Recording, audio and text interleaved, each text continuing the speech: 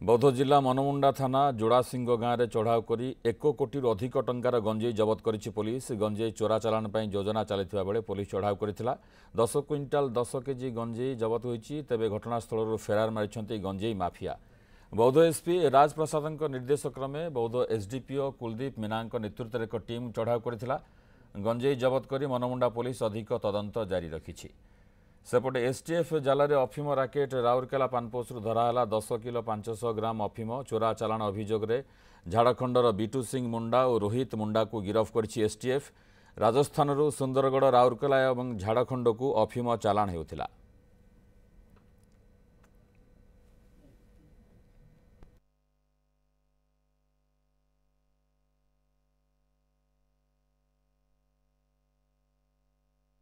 बहुत बड़ क्वांटिटी रे गंजेई सीज होइछि।